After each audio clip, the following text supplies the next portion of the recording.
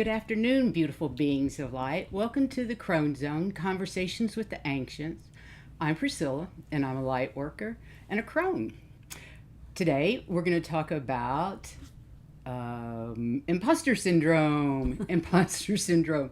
Last week, we talked about synchronicities, and today we're going to have imposter syndrome. And then we also added on a little heart-brain coherence, to the end of it. So you might want to stay tuned for that because that works with how to deal with imposter syndrome. But right now, let me introduce you to Heather and her cards. Hi, I'm Heather. I am also a crone. I'm also a card reader and a psychic medium. And I see ghosts. You see lots of things. I see lots of things. She sees peoples and shadows and lots of things. Interdimensionals once in a while. Exactly. But they're just shadows. Anyway, we do have some cards here, and they're the Return of the Spirit. And they are by Cheryl Lee Harnish. I like them because they talk to me, which is kind of nice. It means I don't have to look at the book, which is perfect. Hi, Gypsy. Hi, James. Welcome to the Crone Zone. Nice to see you this lovely Saturday afternoon. That's right. And we apologize for not being here Tuesday, but we had a few technical difficulties. Never upgrade your software before a show. No. Not a good thing. It was a nightmare. Everything crashed. Basically what we want to do is we want to go ahead and pick 6 cards and find out what it is that the cards want us to know at this point. I think I'll do it that way. 3, 4, 5, 6. And we'll lay them out. Get rid of those. Okay. So this one represents us, the Return of the Spirit. And we'll figure this all out afterwards, but I'll show you in a minute. And the feline. Okay, the feline. That feline comes in a lot. Yes, it does. It does. And then we have power. And the spirit has faith. And what we need to do has a voice, and that's commitment. Wow. Give me just a minute to put everything together and see what they tell me. And you talk, please. I don't want to talk today. So imposter syndrome is doubting yourself and thinking of yourself as a fraud. And I know a lot of people it applies to. So regardless of your education, experience, and success, you just can't enjoy your wins because you don't think you deserve them. And that sucks for everybody. Right? I think Sorry. so. I was concentrating, but I do have it now. Okay. So we are in the process of having our spirits return because we're beginning to do the self-work that we need to do. And it says we're just waiting for everything. We are waiting for everything to happen. We're saying, what's taking so long? And we're ready to go. But we're just kind of watching. Spirit says you go at your own pace. Right? We have the faith that it's going to happen. And that's good. That's what our spirit is feeling. Our bodies are trying to power through. So we're going to do it anyway. We're going to do it. You may not be ready to yet, and your spirits may not be ready yet. And the Return of the Spirit is saying, wait a minute, we're still working on stuff. But you want to power through. We're kind of impatient. As humans, we are very impatient. We're impatient. What we need in order to get past here is to voice how we feel. It's not so much talking about it as talking to yourself about it and working through those things with yourself. What is it that you're really, really thinking? What is it that you're needing help with? What is it that you're working on to try to bring in more spirit? And as we work together with the spirit and we voice back and forth, because they can't just automatically read our minds. Well, maybe they can, but you can't read theirs. So you need to talk back and forth. You have to ask. You have to talk. You have to talk to them. So you have to voice everything that you're feeling. And when you do that, then you're able to go on. The feline's no longer sitting there. He's saying, okay, we're ready to go. And he goes on. And through that, you end up making more of a commitment to yourself and to what it is that you're wanting to do in spirit. And that commitment is what you're looking for. Awesome. Okay. Yeah, I like that. So here we go. Topic 1. We have the Crone Zone. Mm-hmm. Oh, sorry, face camera. And topic 2. And we have a dog. Hi, Sassy. She's just walking so nice around. of you to join us today. You can go ahead and leave. Oh, I wonder about the wires sometime. So anyway, we'll go back to imposter syndrome. This is something I've suffered with a lot, particularly since opening up my gifts. And I still do. Yes, it's like I said, it's when you doubt your abilities and you feel like a fraud, even though you have the education, the experience, the successes. It's Scared of being wrong. Scared of being wrong, sure. It stems from poor personal relationships. Of course, we can base a lot of things right back to our childhood. It seems like that's where everything goes when you're doing shadow work. A family background that required perfection or achievement is the utmost. And of course, it's linked to anxiety and depression and lack of self-worth and self-sabotage, unhappiness with your work, the usual. Yeah. Right. And it's not unusual. The imposter syndrome disproportionately affects the high achieving people who find it difficult to accept their gifts. That's about 70% of us. You know, we're always trying to prove ourselves. That's from the imposter syndrome. And there are basically 5 different kinds of personalities. The first one is the super personality. I can do it all. I can do anything. And then you also have the go it alone person. Nobody else can do it as well as I will. I'm just going to go ahead and do it. That's me. Totally me. And then you have the genius. He knows everything. And he's kind of like the go it alone person. He doesn't want to share it. He just says, I'll just do it. And then you have the expert. Oh, I've done this before. I can go ahead and do it. You know. We know a few of those. Yeah. And you have the perfectionist, which I am, or have been. Yeah. I was a super person once too, but I think we all probably have a little bit of all of them, yes. like everything else. But and it shows that the imposter syndrome can lead to anxiety and depression, a drop in job performance, a drop in job satisfaction. I don't like this job. It's just too much on me. right. And you even have job burnout. And I actually hit that. I was so surprised because I was a special ed teacher and I loved working with the special ed kids. So after I got burned out and I knew I needed a break, I decided I needed to look at why I got burned out. Because I wanted to continue, but not right now, and I didn't want to burn out again, you know. And so what I found was I was in a small school district, and I had every special ed child from kindergarten through high school.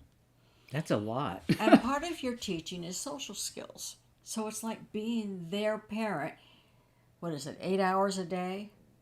They go home for the rest of it.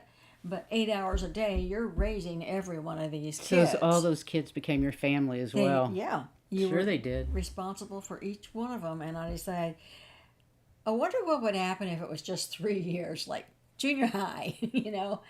And I did find out later that's what I did, and I did not get burned out.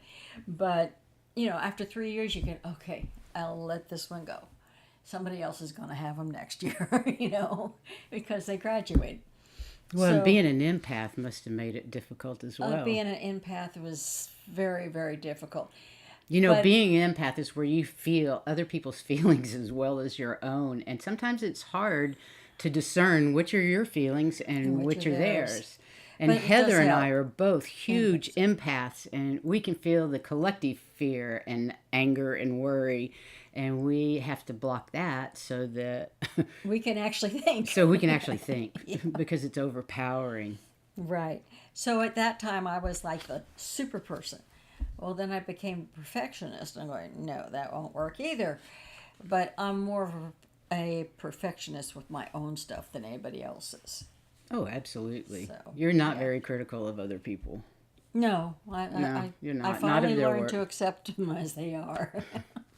Makes life a lot easier. Just me, I have So to some of the symptoms of this syndrome are, do you ever feel like you got lucky when you actually worked really hard and prepared well, but you just didn't think you deserved it? That's a good symptom. Do you avoid expressing confidence because you think people will see it as annoying or obnoxious? I do that. I'd just rather keep my accomplishments to myself because Don't bother speaking up. so I do there that. she is, blowing her own horn again. Do you hold yourself to incredibly, sometimes impossibly high standards? More so than you would other people? Yeah, I recognize that one too. Yep. Do you apologize for yourself when you actually didn't do something wrong? Well, I don't have that tendency, but I know several people that I do. used to have a lot more of it than I do now. Are you convinced you're not enough? Are you scared to death of failure? Does that paralyze you to think of failure? In a way, that one does apply to me. I used to have to give violin concerts. And I didn't get paralyzed, but I lost control of the muscles. I would be doing a great job on the piece that I was supposed to be doing, and with a violin, you bow, and you have to do it smoothly, not like this, And Can't even imagine. I'm sitting there going, the tip is going like this, and going, no, stop. I get to the end of the song, and all my nerves would finally say, okay, you're almost to the end. We're going to take over now. And always I was bouncing that bow at the end of the song. So I wouldn't say I was paralyzed. I would say I couldn't control it. So, I've been paralyzed with fear of failing. I was paralyzed with fear to come on this show in the first time. Absolutely terrified. And look, I can do it now. That's Mostly unterrified. mostly. Yeah. So you have to believe that you work harder than other people, so that they won't discover you're an imposter. Yeah. Because you got to prove to them you're not, and you constantly need to prove yourself all the time. Every time you've got to be right. Every time you have to answer last. Every time, And you use a lot of minimizing context. Sometimes Can you say that word fast 3 times? Not a chance in heck. Anyway, you don't feel confident. It's like, well, I'm pretty sure, well, maybe if you tried this, or I kind of think this might work. You know it will. You just won't tell anybody that because you're not sure of yourself. You don't feel justified in your own achievement, even when you've done things that are huge. You write it up as no big deal. Or, I made it up as I went along. Boy, did I luck out of that. Well, if I can do it, anybody can do it. So what are you worried about, So do you guys recognize anything like this in your life? Or, I had a lot of help with this. Even if you did it all by yourself, you had a lot of help. You had a lot of friends that helped you. Yeah. Anyway, so how do you deal with the syndrome? Well, first thing, admit you've got it. Think about it. Go inside and go, is that my issue? Then talk about it to somebody. Heather and I have been discussing this a lot, obviously, since we are doing this show on it. And I was amazed to realize that I still have some of those issues. Like, know the signs. How do you talk about yourself to others? Do you downplay your accomplishments? Are you self-deprecating? Those type of things. And how do you talk to yourself? Are you full of negative self-talk? It was really nothing. Yes. And that monkey mind. Mine's got the monkey mind that's chattering all the time about all my imperfections. Right? Why didn't you do And this? do you vacillate between being an egomaniac and thinking you're a fraud? 1 minute you're on top of the world, and the next minute you hit bottom thinking, I'm a fraud. Remember, you're not alone. 70% of us have it, and I guarantee you, I have it. I can totally relate to anyone else that does.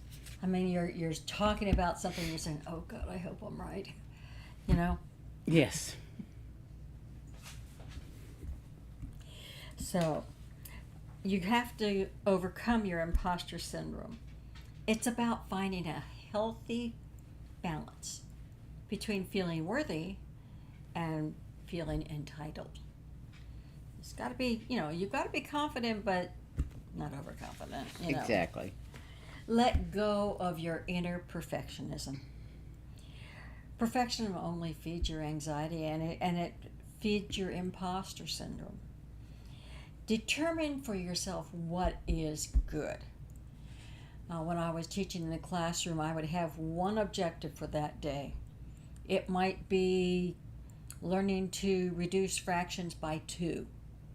So they learn to divide both upper and bottom. I don't even know what that means.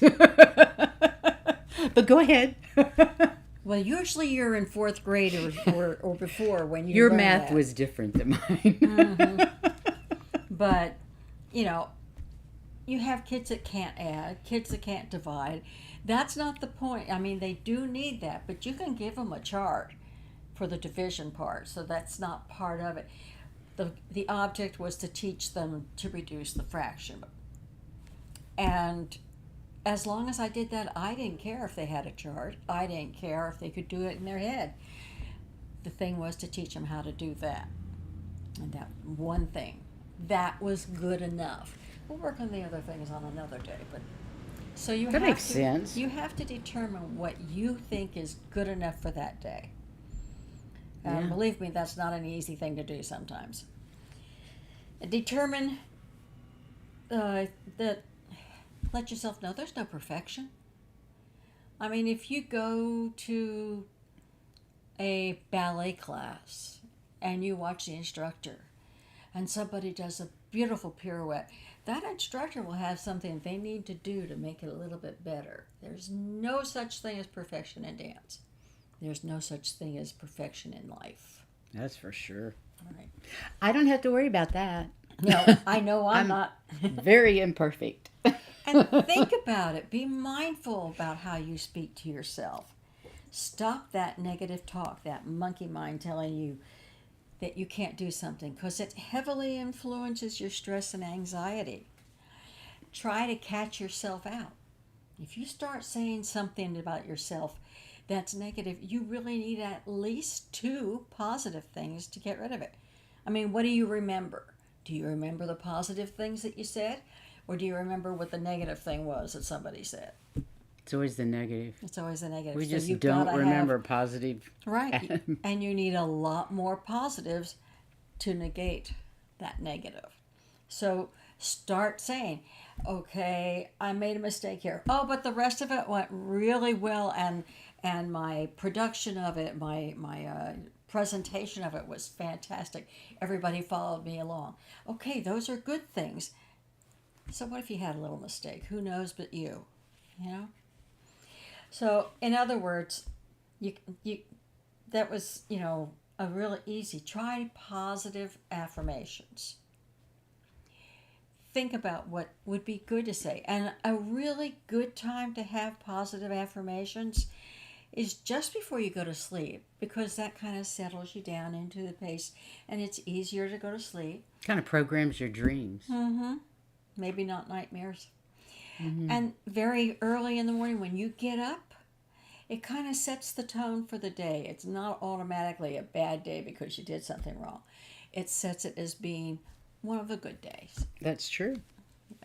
So how do you track and measure your successes? Keep a journal. Keep a file on your computer with letters of accommodation from your bosses or letters from friends thanking you for things that you've done for them. Or if you've got a letter saying you did a great job, make sure you keep that. Yeah, create a file on your computer or on your phone. Take pictures of the documents, throw them in there, and when you're feeling not good enough, go in there and read some of the wonderful things that people say about you. Because you are wonderful, and you know you're wonderful inside, right? And it will help build your And confidence. it will help build your confidence. Also, if you can talk to a mentor, a group of close friends that can probably help you because they have the same problem to some extent. And if you talk to a mentor, you can talk to them candidly. They're not going to judge you. And they've been there and done that and probably have ways giving you a more objective point of view because we're always harder on ourselves than anybody else. Yeah, right? That's true. And it's common for people who have the imposter syndrome to turn down career opportunities. They automatically say no to a new Because they don't think they can do it. Exactly. Because your syndrome has told you you can't do this. Well, whereas if you turn it down because you don't have time for it, because you're already so busy working on these other projects, that's a completely different thing. You can turn it down because you don't have time. But the imposter syndrome can tell you don't do it. You're not good enough. You're not good enough. You'll never make the deadline, blah, blah, blah, Yeah, blah, blah. they'll hate what you did, all those negative thoughts, and that doesn't help you out at all. And it's important to use your own discernment as to what kind of voice you're hearing. Is it that monkey mind negative one, or is it, I really don't have the time to do it, I'm awful busy? That's okay. And taking on challenges at work, or even going out and saying, okay, yeah, I'll talk to you. That sometimes can be a challenge, and taking those challenges is a good thing, because if you do a good job, you've got somebody else saying how great you were. You may get another email to put in your folder. You may have a good feeling about yourself. I actually did it. And if it's a job, you may get a promotion. Who knows?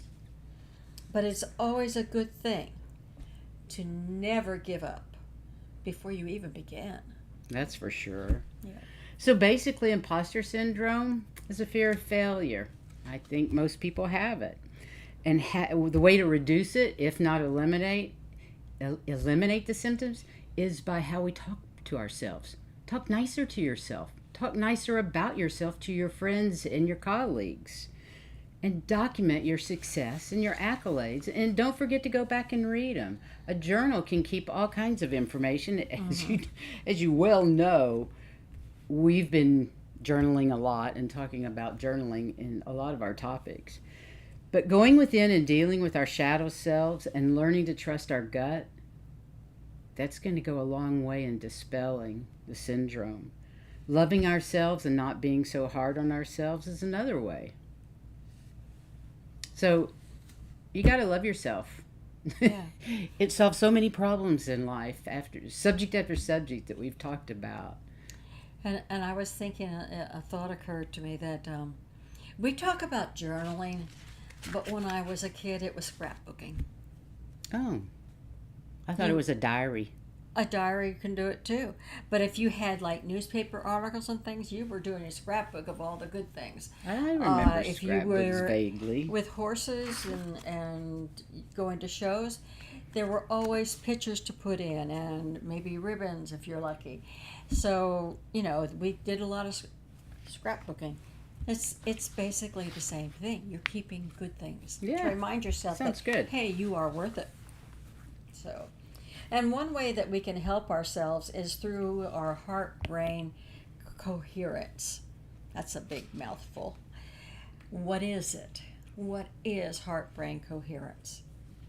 Well, it's when our thoughts and our intentions and our actions align themselves. So everything's going in the same direction, nice and smoothly. A flow. It's a nice flow. A nice flow. There's a place called the Institute of Heart Math, and they've been doing lots of different scientific experiments and studies on the heart and brain together.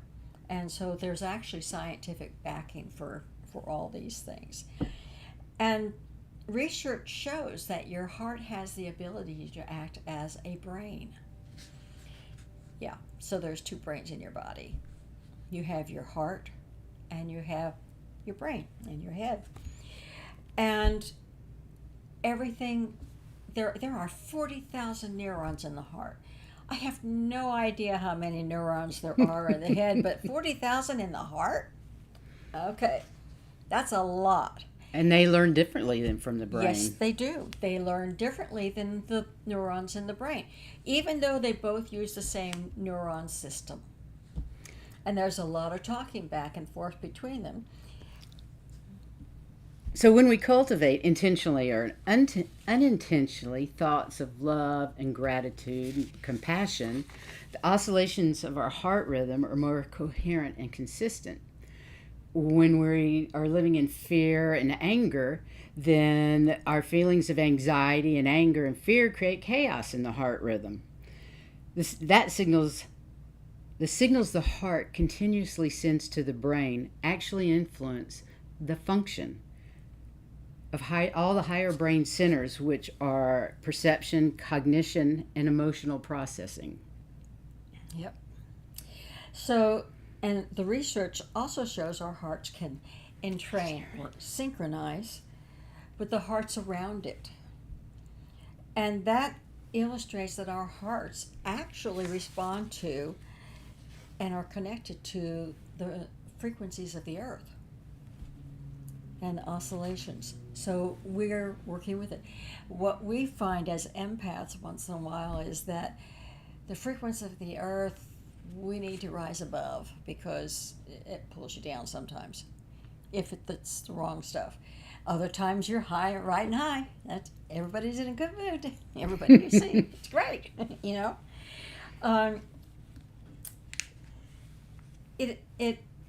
What's that basically mean for us? It means that the heart has its own brain. It is a brain of its own. The heart tells the brain what to do. The conversation between them is mostly from the heart to the brain with instructions. And by talking to each other, they remain in harmony. And to have a heart-brain harmony is to allow us to have access to extraordinary intuition. You can heal yourselves because you have access to our subconscious. You can talk to your higher selves, things like that, because they're in together. And you have super learning possibilities. You process faster or better, and it really does help your discernment. Absolutely. Mm-hmm. I just want to say hi to Sharon's side. How are you doing, Sharon? Thanks for joining us today. So energy that's involved in this communication, these two working together, is love and healing. Because it's spending so much time working together and they're not fighting with each other, they can take time to heal. They're smoothly running, nicely going. You're in a state of flow. That's right. and it's easy to tell when you're in a state of flow, because you can tell the answers from your heart are different than the answers from your ego. You know, the heart answers immediately without prejudice, but with discernment. Yeah, maybe just one word. Exactly. But with discernment as to what is best for you and you alone, not somebody else, but you. And it speaks in very short, quick phrases, including just one word. A lot of times I just get one word.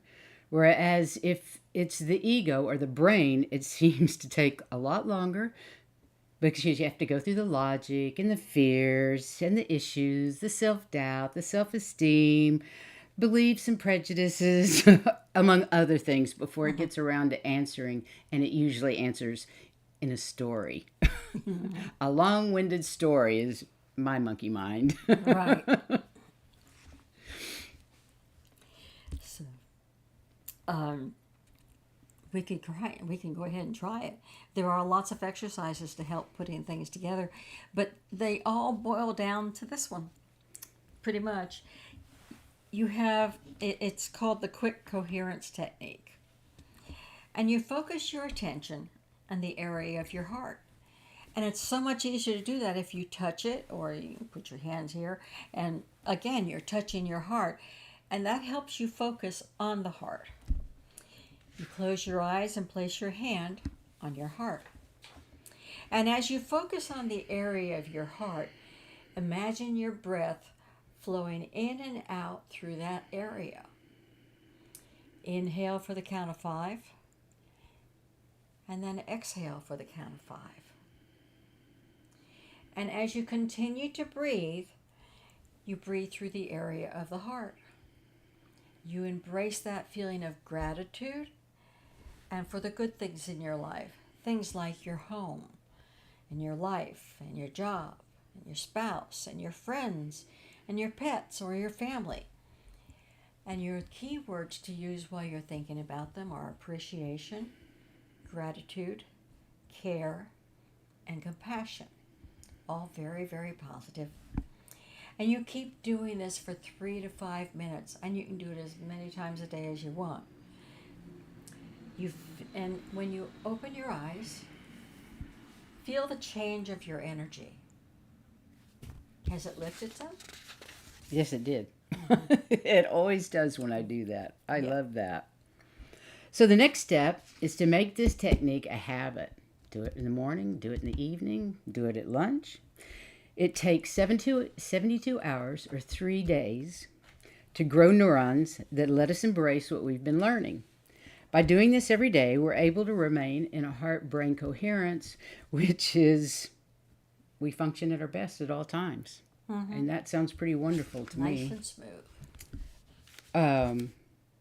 If you would like some more information on the heart-brain coherence, Greg Braden and Dr. Joe Dispenza are both on Gaia, and they both have books, and they have all kinds of information to back that up. And I'll put a link to one of those in the comment section after the show. And if you're really into the facts and figures of it, there's always health and heart math. Oh yeah, the Heart Math Institute. I think it is heartmathinstitute.com, yes. Actually. So yeah, if you're very scientific and you want to know all the facts, that's where you go. I don't see any questions in the chat today, so how about we go and read cards for the end of the show? That's great. Do you want to pick one, or does anybody need a card? Anybody on chat, would they like a card today? If not, Heather will read them. I'll pull one. I'll pull one for the day.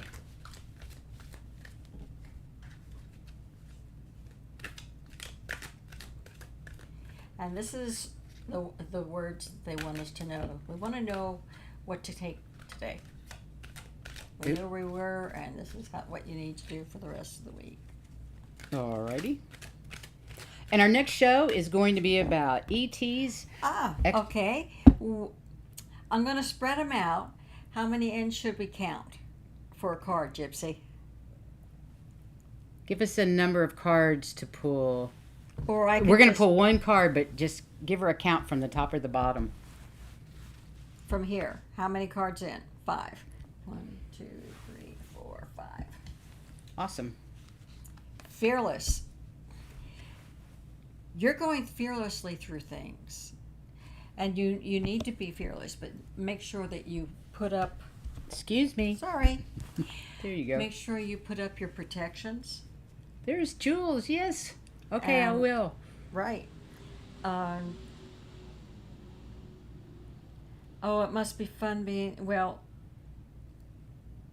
to me, it's great to be fearless. You know, I am anything but that is wonderful. And just be fearless. Keep going. Be fearless. Do what you know is the right thing. Exactly. Okay. Lovely. Okay, Jules would like one, and I'm going to pick it for her. I love to pick cards. Next week, aliens and extra dimensionals. That's going to be fun. Oh, you're Good. welcome, Gypsy. You're welcome. Okay, pick one. For Jules. Get my spidey sense out. That's for Jules. Rejuvenation. Sounds like you need to take some time off. Some self-love time. Some self-love time. And that would be a very good thing to do. You've been working really, really hard. Yeah, you need to rest a little bit. It's okay to go to bed early and sleep in if you're able to. But that's I what totally get from believe there. in sleeping in, especially on the weekends. I hope that resonates with you, Jules. If there's anybody else, let us know. Otherwise, we are done for the day, and we Do love wanna you pick one all. for everybody? Oh, excuse me. I'm going to pick one for all of us before I go. Sorry about that. Well, that's okay. Everybody got a card. Everybody wants one. You're welcome, Jules. And here's another one for what we need to know. How Next about, week. no, for this new moon, for the equinox today. Oh, Let's pick one for the equinox. that's what they were talking about, Jules. There we go. You're really, really feeling it. Surfacing. Oh, okay. Let me think a minute.